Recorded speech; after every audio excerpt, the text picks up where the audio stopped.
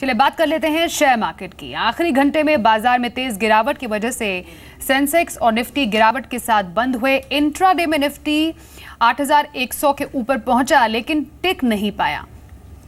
ऊपरी स्तरों से सेंसेक्स में 150 अंकों की और निफ्टी में 50 अंकों की गिरावट दर्ज की गई। आईटी एफएमसीजी शेयरों में सबसे ज्यादा गिरावट रही, जबकि रियल्टी और मेटल शेयरों में खरीदारी दिखी। और अंत में सेंसेक्स 66 और निफ्टी 21 अंक गिरकर बंद हुए। गोल्ड पर एक्साइज ड्यूटी घटने की खबरों के बीच जेम्स एंड ज्वेलरी शेयरों में अच्छी तेजी आज देखने को मिली। साथ ही स्मॉल कैप और मिड कैप इंडेक्स बिल्कुल सपाट बंद हुए। बजट से पहले 6 बुधवार हैं, so we are saying Nifty bees and bank bees aggressively लीजिए हर बुधवार को, बिकॉज वी थिंक ये 6 हफ्तों में एक तो इंडेक्स का बॉटम बन जाएगा और साथ में आगे के लिए आपके पास एक एसेट क्लास की ओनरशिप होएगी उन आदमियों के लिए जिनके पास ह्यूज बैंक डिपॉजिट सब पड़े हैं लेकिन उनको पता नहीं कहाँ लगाना। उसके अलावा 3 शेयर जो हम काफ़ी बुलिश हैं on ideas, Bharat forge, engineers India, NBCC and Trident, ये 4 मिड कैप्स हैं which are very very bullish. मुझे आईटी में इतनी वीकनेस नहीं लग रही मीर। मेरे हिसाब से आज जो आप देख रहे हैं थोड़ा सा प्रॉफिट टेकिंग है। हालांकि मैं अभी भी कहूँगा कि प्रेफरेंस इन्फोसिस को दीजिए क्योंकि उसमें ओपन इंटरेस्ट जो है वो लॉन्ग साइड पे लगातार ऐड हो रहा है। तो कोई भी dip towards 990 1000 is a very good opportunity to bye.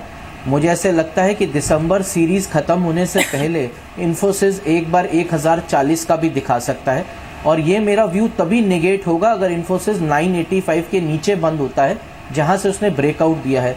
तो IT as a sector I am positive. चलिए मेरे से कि रजत के पास रहते हैं। रजत, आखिरी घंटे में बाजार में तेज गिरावट की वजह क्या रही और स्टॉक स्पेसिफिक मूवमेंट कैसी रही? जी बिल्कुल, शुरुआत ठीक थी। पिछले सत्रों के मुकाबले आज तेज खुले क्योंकि एशियन मार्केट्स काफ़ी मजबूत थे।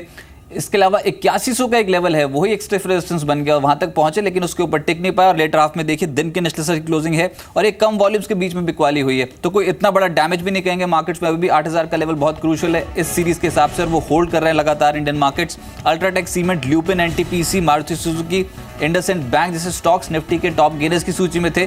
गिरावट हुई भारतीय इंफ्राटेल में, Sun Pharma, ITC, Idea Cellular, Ambuja cement, ये कुछ ऐसे स्टॉक्स जहां पर आज गिरावट देखने को मिली। लेकिन गोल्ड कंपनियां, ज्वेलरी कंपनियां थी, वहां पर एक अच्छी तेजी बन गई और वो इसलिए क्योंकि इंपोर्ट ड्यूटी 6% करने की बात निकल के आई। अब इसकी पुष्टि होना बाकी है लेकिन सूत्रों के हवाले से खबर है। और PC jeweller, TBZ, Gitanjali gems, Rajesh exports, Titan company, इन सभी के स्टॉक्स लेटर हाफ में स्ट्रॉन्ग स्पाइक, दिन के उच्चतम स्तर पर बंद हुए। ब्रोकिंग कंपनीज डिमांड में थी आज। Religare, JM financial, Emkay global जैसे स्टॉक्स चढ़ते हुए नजर आए और जहां पर एक्शन था नेगेटिव रीजंस की वजह से वो थे टायर स्टॉक्स, ऊपरी स्तरों पर टिक नहीं पाया। सीएट, एमआरएफ जैसे स्टॉक्स में दिन के निचले स्तर की क्लोजिंग हुई है लेकिन कुछ बजिंग एक्शन देखने को मिला। रिलायंस कम्युनिकेशन जो 8.5% दिन के दौरान चढ़ा। इसके अलावा डेटामैटिक्स, कैंटाबिल, आरवे डेनिम्स, विमता लैब्स, ये कुछ ऐसे स्टॉक्स थे जहां पर आज के सत्र में दमदार रिटर्न्स मिले। लेकिन लो वॉल्यूम्स के बीच में रेंज बाउंड मूवमेंट आगे भी कंटिन्यू रहेगी। शुक्रिया रजत, मार्केट एनालिसिस के लिए आपका। बढ़ते हैं आगे। रिलायंस कम्युनिकेशंस ने टावर कारोबार बेचने के लिए ब्रुकफिल्ड के साथ करार किया है। आरकॉम को 51% कारोबार बेचने की एवज में 11,000 करोड़ रुपए मिलेंगे। कंपनी इस रकम का इस्तेमाल कर्ज चुकाने के लिए करेगी। यह खबर जी बिजनेस ने सबसे पहले दिखाई थी। आरकॉम के टावर कारोबार को एक अलग कंपनी के तौर पर बांटा जाएगा और इस पर 100% मालिकाना हक ब्रुकफिल्ड इंफ्रा का होगा। आरकॉम को नई टावर कंपनी में class B non voting share भी मिलेंगे। कम्युनिकेशंस और रिलायंस जियो कंपनी के टेनेंट बने रहेंगे और आगे चलकर आरकॉम की एसएल जेवी में भी हिस्सा बेचने की योजना है। साथ ही टावर डील और एसएल मर्जर से रिलायंस कम्युनिकेशंस का 31,000 करोड़ रुपए का कर्ज घटेगा।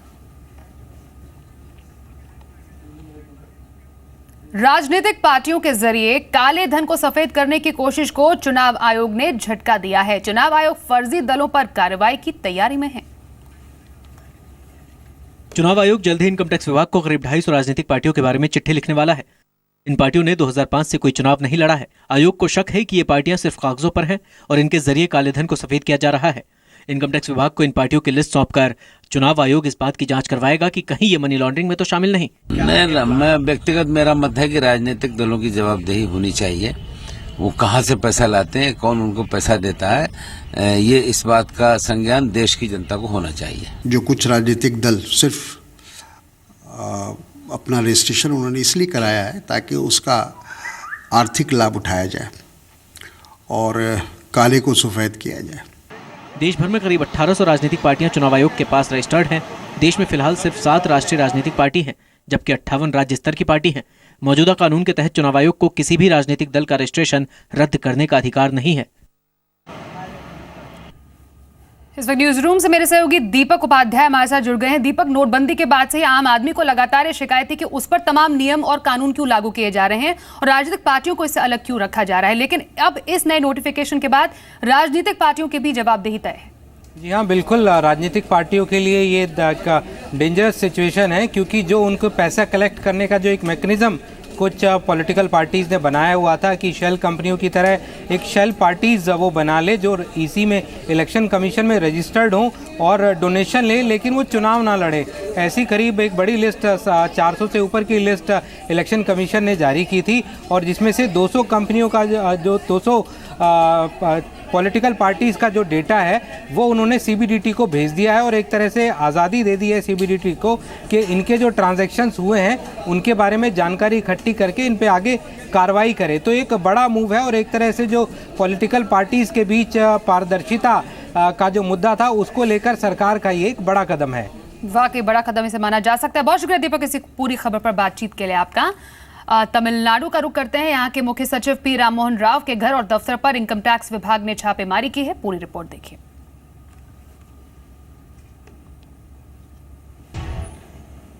आज सुबह चेन्नई के अन्ना नगर में इनकम टैक्स विभाग की टीम मुख्य सचिव पी राममोहन राव के घर पहुंची। अन्ना नगर के अलावा तमिलनाडु और आंध्र प्रदेश में 1 दर्जन ठिकानों पर इनकम टैक्स की टीम ने एक साथ छापेमारी की। राव के बेटे और दूसरे रिश्तेदारों पर टैक्स चोरी का आरोप है।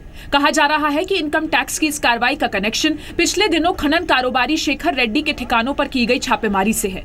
शेखर रेड्डी के खिलाफ छापेमारी में 170 करोड़ रुपए से ज्यादा के काले धन का पता चला था। हम इंतजार करेंगे कि छापे की सारी तफसील सामने आए और सरकार उस पर बयान दे ताकि हम तफसील से टिप्पणी करें। And it is really an unbiased activity of the income tax department, and it is wrong to politicize such activities. नोटबंदी के बाद 19 दिसंबर तक इनकम टैक्स विभाग ने 3185 करोड़ से ज्यादा की अघोषित आय पकड़ी है। इनकम टैक्स विभाग ने देश के अलग अलग हिस्सों से 766 ठिकानों पर छापेमारी और जांच की कार्रवाई की है। आयकर कार्रवाई में 428 करोड़ रुपए के नोट और ज्वेलरी जब्त किए गए हैं, जिसमें 86 करोड़ के नए नोट हैं। नोटबंदी के बाद 3100 से ज्यादा लोगों को आयकर विभाग ने नोटिस भेजे हैं। 220 से ज्यादा गंभीर मामलों को सीबीआई और ईडी को भी सौंपा गया है। एयरपोर्ट की तर्ज पर अब रेलवे स्टेशनों पर भी एक्सेस कंट्रोल पर विचार हो रहा है। रेल यात्री और स्टेशन पर छोड़ने आए सभी बिना टिकट रेलवे स्टेशन में एंट्री नहीं कर पाएंगे। रेल मंत्रालय ने पायलट प्रोजेक्ट के तौर पर मैसूर और मडगांव के स्टेशन को चुना है। इन दोनों स्टेशनों पर एयरपोर्ट और दिल्ली मेट्रो की तर्ज पर बार कोडेड ऑटोमेटिक दरवाजे भी लगेंगे।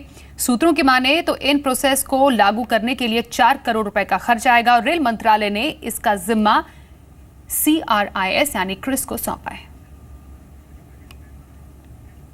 चलिए अब आपको बताते हैं कि फेसबुक के फाउंडर मार्क ज़करबर्ग के घर में कौन सा ऐसा नया मेहमान है जो उनके सारे काम करता है। देखिए।